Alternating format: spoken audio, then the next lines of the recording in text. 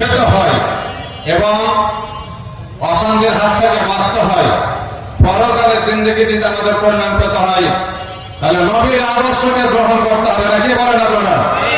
ইসলামকে আমাদেরকে ধরতে হবে, ইসলামী আদর্শকে গ্রহণ করতে হবে।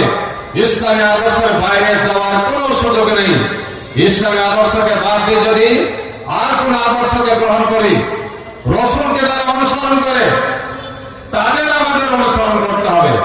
রসুলকে যারা অনুসরণ করে না তাদের পেছনে আমরা ধর্ণা দিই, তাহলে জিন্দগি বরবাদ, জিন্দগি ব্যর্থ, দুনিয়া ব্যর্থ, আখিরাতে ব্যর্থ।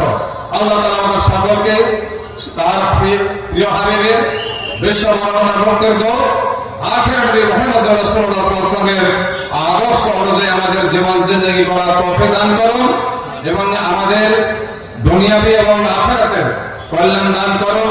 আল্লাহর কাছে সেই তৌফিক কামনা করে আপনাদেরকে আল্লাহর নবীর আদর্শকে গ্রহণ করার আহ্বান জানিয়ে সকলেরই কল্যাণ কামনা করে আমার বক্তব্য শেষ করছি। ওয়া আখিরু দাওয়ানা আনিল হামদুলিল্লাহি রাব্বিল আলামিন। আসসালামু আলাইকুম ওয়া রাহমাতুল্লাহ।